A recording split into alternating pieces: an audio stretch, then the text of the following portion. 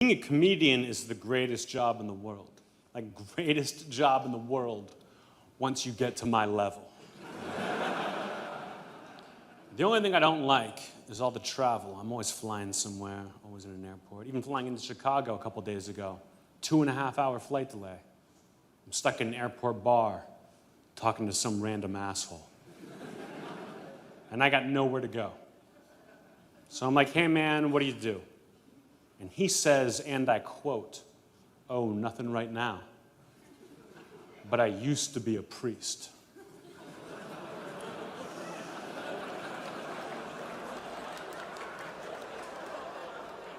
As in, oh shit, right?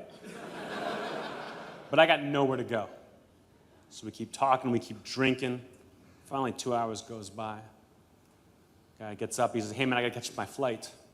But I don't wanna lie to you. I used to be a priest, I got kicked out because I molested a kid. Now here's the thing. After talking to this guy and getting to know this guy for 2 hours, I have to admit he was actually a really cool guy. You know, like, if you could forget about, all that Jesus bullshit.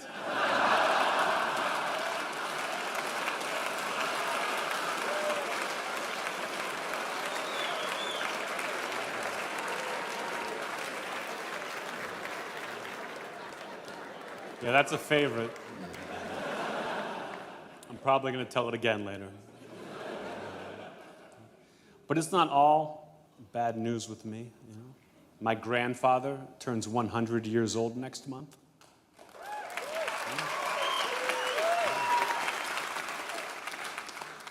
Maybe. I'm really skeptical. I don't think I ever got over my grandmother's death when I was a kid. My grandmother died from a heart attack during my 9th birthday party. Literally while she was eating cake. And I guess that must have screwed me up a little bit, I mean, I still have birthday parties, but now I'm just careful what I wish for.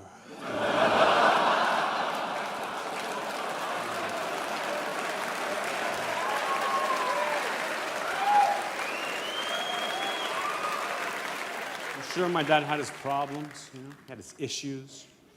My dad was a big-time alcoholic, major league alcoholic, blackout every night kind of alcoholic.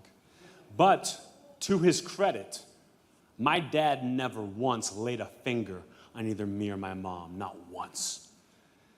And I don't know if it was just because he loved us so much or if he just hated my sisters. But either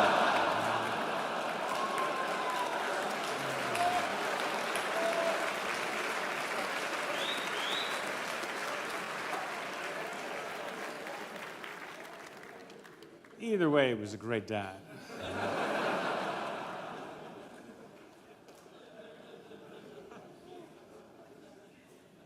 I remember a tough time for me. I was like 10 years old.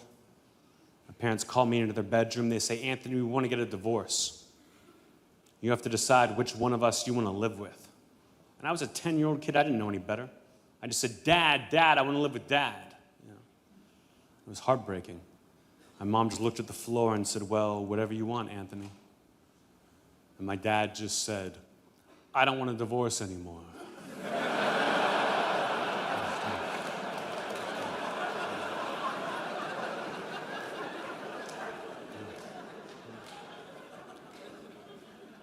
And maybe the most uncomfortable moment of my life was when my dad gave me the sex talk. Oh, God. The old man was into some really crazy shit.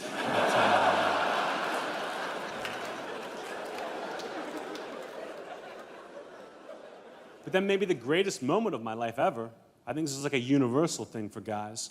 I'm 12 years old, I'm sneaking around my house, and I found my dad's porn in the back of the attic.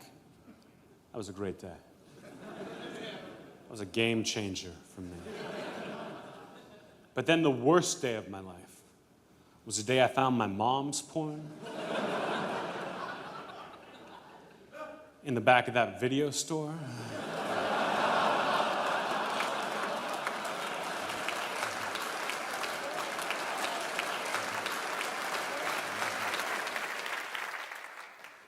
I told that joke recently on Conan.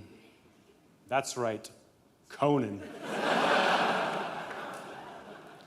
And immediately afterwards, my mom called me on the phone. And she said, Anthony, what the fuck?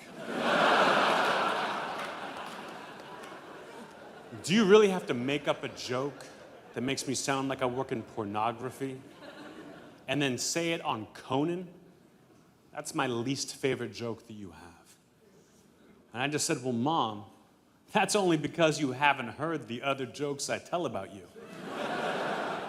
That they are not allowed to let me say on Conan.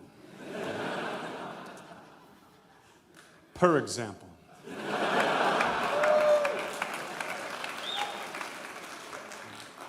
My mom is crazy.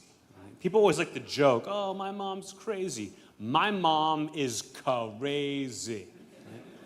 Her entire house is filled with nothing but pictures of Princess Diana. And they're all from right after the accident.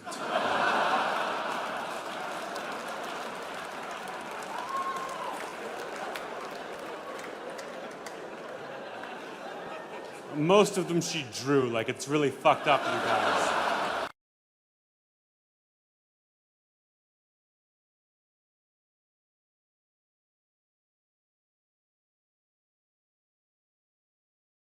When I was in high school, my high school employed a blind janitor. 100% totally blind. And all the other kids would joke around that he went blind for masturbating too much. And at the time, I believed that. I was just a kid, I didn't know any better. It wasn't until I got older, wiser, I realized that's just an old wives' tale they used to use to try to explain why he was always masturbating.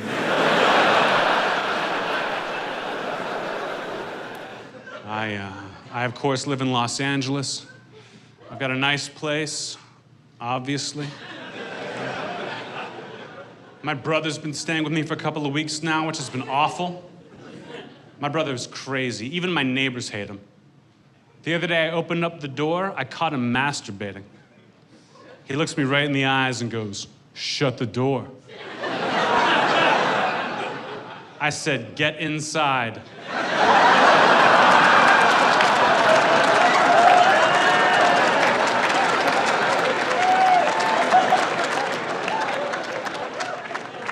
My family loves it when I put them in jokes. They love it. They'll be like, "Anthony, please put me in your next joke." And I'll say, "Are you sure? Because I'm gonna make you a pedophile." And they're like, "We don't care. We just want to be a part of this thing you've got going on." So I wrote that joke, put my brother in. I'm in Chicago, where he lives, doing a show. After the show, he comes backstage, and I say, "Mikey, what'd you think about that new joke? Did you like the shout-out I gave you?" And he gets all uncomfortable. He goes, "Well, crowds seem to think it was funny. But I think it's kind of weird that you've got a joke where you want to fuck me."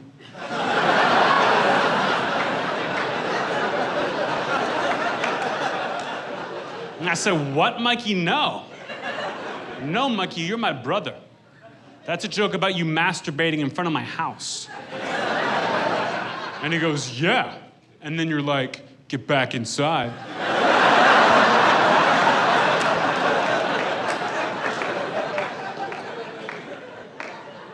Just in case you guys are wondering whether or not my brother's a fucking idiot. My grandmother is suffering from dementia right now. She forgets who she is, wanders out of the house and gets lost for hours. It's a problem. So what I did is I tied a bell around her neck. Sounds inhumane, sure, but problem solved. I mean, that thing is really heavy.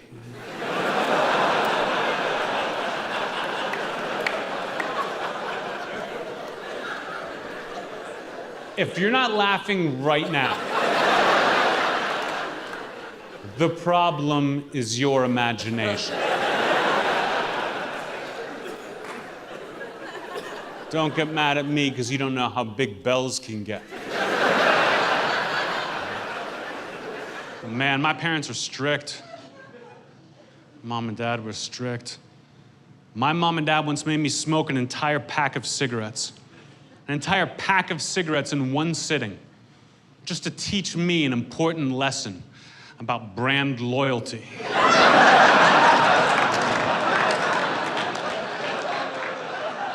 Yeah, I learned a lot from my parents, especially my dad. Like, I'll never forget the first time I ever got a bad report card in school. First time I got a bad report card in school, I brought it home, I gave it to my dad, and my dad beat me. Beat the hell out of me. But I learned something. Because the next time I got a bad report card in school, I brought it home, and I gave it to my mom. Let her take the hit.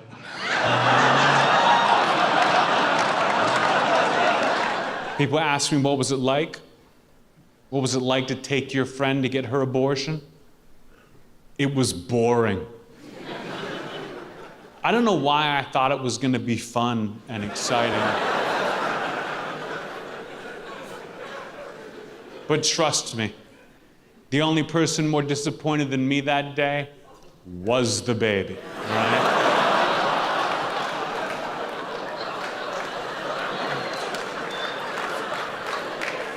It was so boring. It was just me by myself for 2.5 hours in an abortion clinic waiting room, bored out of my mind. I don't know if you've ever been to an abortion clinic waiting room before, but the magazines are not great.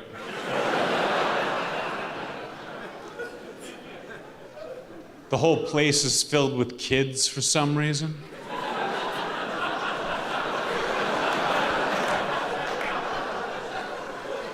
I mean, I thought they were kids.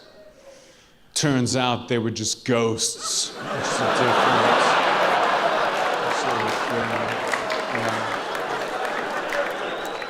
I don't own a gun. I'm against guns, to be honest.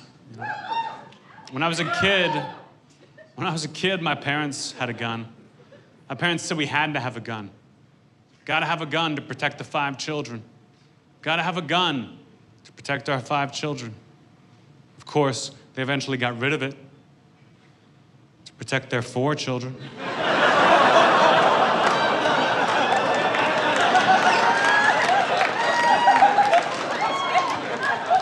I'm not gonna lie, it was fun while it lasted. I was getting pretty good towards the end. This is who I'm making fun of when I make a joke on Twitter the day of a tragedy. The people who see something horrible happen in the world, and they run to the internet, and they run to their social media, their Facebook, their Twitter, whatever they got, and they all write down the exact same thing. My thoughts and prayers. My thoughts and prayers with the people in Aurora. My thoughts and prayers with the families in Boston. Do you know what that's worth? Fucking nothing. Fucking less than nothing. Less than nothing. You are not giving any of your time, your money, or even your compassion. All you are doing is saying, don't forget about me today. Don't forget about me.